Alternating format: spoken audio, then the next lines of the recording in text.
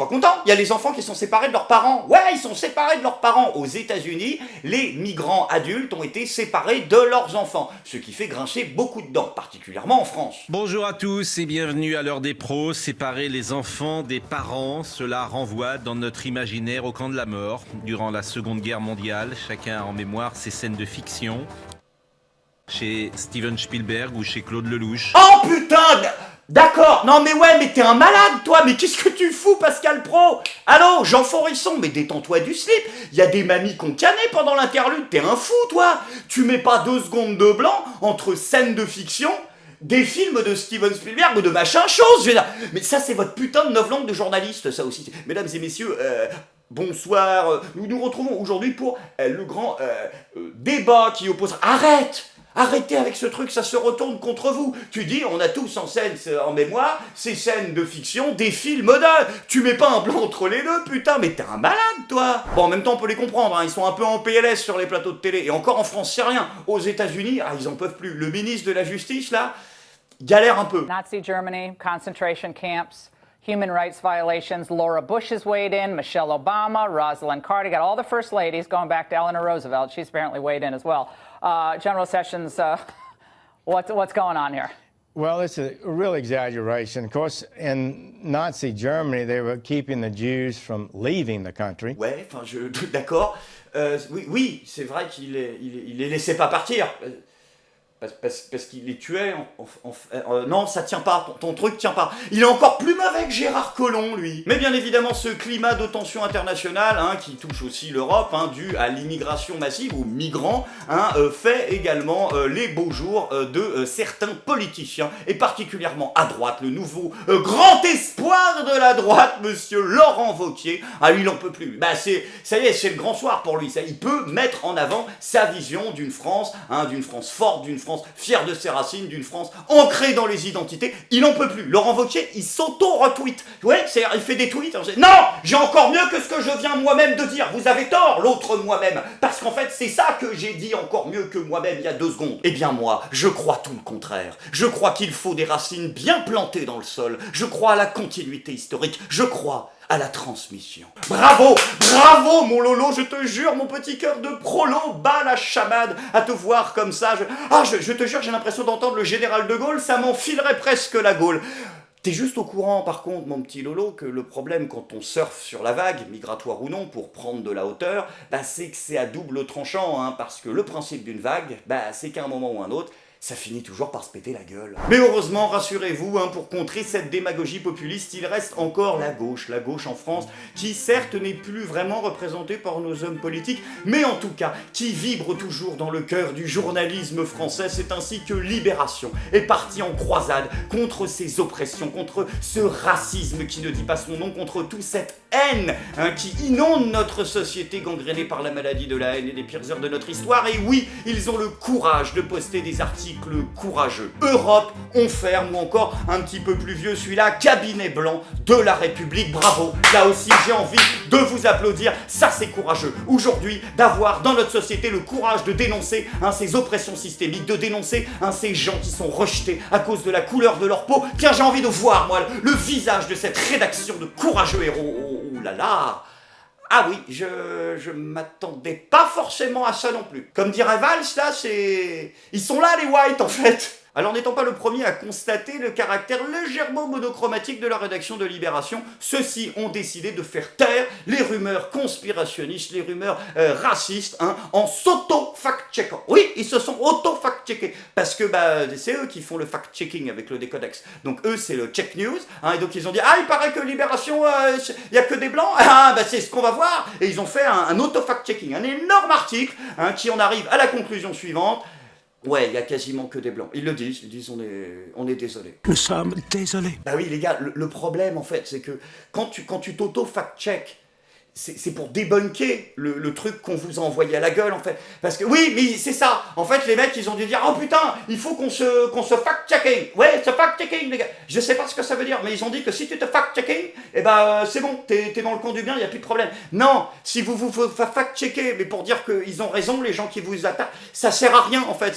Ah là là, on les a paumés. Donc du coup, l'article est clair, ils font ce qu'ils peuvent, c'est pas facile, hein, comme dirait François Hollande, hein, ils essayent de changer les choses, mais Libération nous dit, oui, il y a encore beaucoup trop d'hommes blancs à Libé. Pardon ? Excusez-moi, Non mais attendez, qu'est-ce qui vous permet de dire que ce sont des hommes ? Qu'est-ce qui vous permet de dire qu'ils sont blancs ? Hein ? Non mais ça se trouve, ils sont un quart libanais ? Non mais c'est un scandale ça, ce racisme systémique ! Enfin bon, je critique, mais le plus important c'est quand même que Libération soit là, hein, pour nous livrer une vraie parole de gauche, dans un contexte communautaire de plus en plus tendu en France, particulièrement après le drame qui s'est déroulé à Trappes. 9h30 ce matin, la police est appelée rue Camille Claudel pour une attaque à l'arme blanche. Le suspect a déjà tué sa sœur et grièvement blessé une deuxième personne. Cette dernière est transportée à l'hôpital Georges Pompidou. L'assaillant se retranche alors avec sa mère dans ce pavillon. Il la poignarde à son tour. Elle décède. De la fenêtre, l'agresseur, Kamel Sali, crie « Allahu Akbar ». Il sort du pavillon armé d'un couteau, se dirige vers les policiers malgré leur sommation. Il est abattu. Le meurtrier était né à Trappes, il avait 36 ans.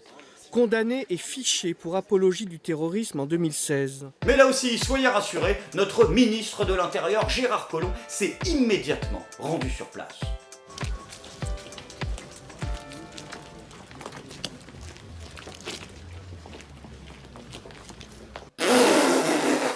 Qu'est-ce que c'est que cette merde ? Qu'est-ce que c'est que ce gros caca, GG ? C'est quoi cette horreur ? Mise en scène, le stagiaire de BFM, travelling arrière à la ramasse, barrière do not cross, GG is in the place, coup d'œil à gauche, coup d'œil à droite, les deux bodyguards black and white, l'autre avec le flingue prêt à dégainer. C'est quoi ?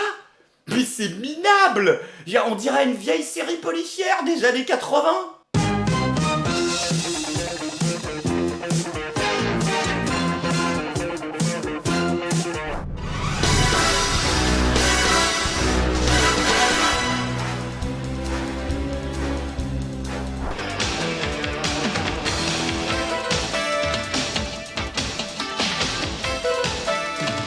Bah voilà mon GG, c'est ça le problème, c'est que t'as fait une Antoine Daniel, ça va avec tout ta merde. Que tu sois incompétent GG c'est une chose, mais de là à devenir un mème des internets, ça fait quand même beaucoup. Il n'a plus toute sa tête, il est incontinent. Gérard Collomb.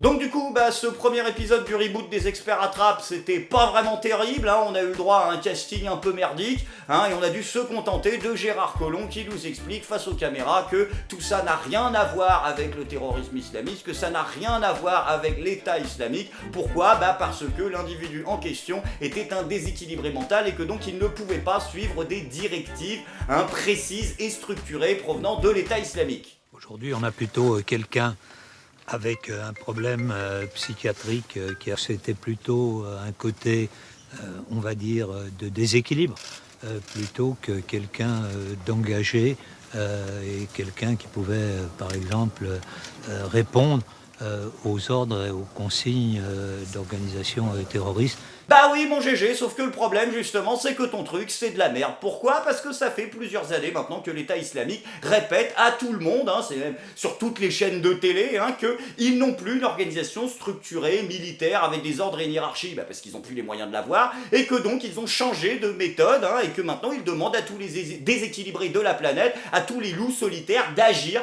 par eux-mêmes avec les moyens du bord, un coup un camion, un coup un couteau, comme on a pu le voir à Nice, et que donc justement il correspond parfaitement à ce profil de déséquilibré, de loup solitaire qui ne reçoit pas de directive, l'État islamique se contentant de revendiquer l'acte. Après, donc justement, on est en plein dedans, t'aurais pu nous tenir ce discours au début des années 2000, ça aurait pu ressembler à quelque chose, mais là, t'as encore une fois du retard. Franchement, GG la bricole, là, à chaque fois qu'il arrive quelque part, il essaie de reboucher les tuyaux, ça commence à devenir triste. Quand je vois la gueule du casting, je me dis qu'en fait, le bon générique, c'était ça. Et là qui va là, et là ça va pas. Oh là, je suis là. Sans transition les amis, c'est maintenant le moment de votre rubrique favorite, le point quoi ? Le point progrès. C'est le point progrès, ouais, c'est le point progrès. Je m'appelle Karine Delahaye, je suis porte-parole de l'association Femmes Solidaires, qui est une association féministe d'éducation populaire laïque, qui a un statut consultatif à l'ONU. Je suis là aujourd'hui pour parler des cartes postales sexistes. Elles sont en vente partout, près de chez vous, n'importe quel enfant peut les acheter. Ouais, enfin le vrai problème c'est qu'aujourd'hui un enfant peut surtout aller se connecter sans quasiment aucune protection sur des sites comme YouPorn et mater du gonzo en fait. Toi, je sens que tu vas rivaliser avec la madame grossophobie et la folle dingue qui voulait poser du placo inclusif dans Paris. On travaille depuis un mois sur une campagne avec Femmes Solidaires pour stopper la vente et l'impression de ces cartes postales sexistes, mais aussi qui pour nous participent notamment à ce qu'on appelle la culture du viol. D'accord, donc en fait les gens ils vont violer des gens parce qu'ils ont vu des femmes dénudées sur des cartes postales. De la même manière que les gens sont gros à cause de la grossophobie. Et de la même manière que les gens se font agresser parce qu'il n'y a pas de banc public inclusif. À ça s'est ajouté, puisqu'on a fait un grand appel, on a eu des centaines de cartes postales qui sont arrivées. Donc on s'est rendu compte que y avait de la grossophobie. Ah bah tu vois, ça la rejoint la grossophobie. Tout est lié, c'est magique. En même temps, c'est pas étonnant, c'est les mêmes subventions. C'est normal que ça se rejoigne. Exactement dans la même logique. On considère que de montrer des femmes qui sont systématiquement consentantes ou qui sont mises dans des postures de femmes objets participe à la culture du viol. Voilà, donc c'est fini, point à la ligne, plus de débat. Mais tu sais, si t'es en mode plus de débat et que tu penses que montrer des femmes dénudées, c'est justement ce qui pousse les hommes à les violer, il y a plein de pays dans le monde qui obéissent à des coutumes un peu étranges, hein, peut-être un peu dépaysantes pour toi qui dois habiter en centre-ville, mais dans lesquelles on considère que c'est justement le fait de montrer des femmes dénudées qui pousse les hommes à les violer. Et même les tribunaux parfois vont jusqu'à relaxer les violeurs et condamner pénalement les femmes parce que justement elles ont été vues pas assez habillées. Tu pourras aller faire un tour là-bas, je suis sûr que tu seras un peu plus épanoui. Ben, t'auras peut-être pas les subventions par contre.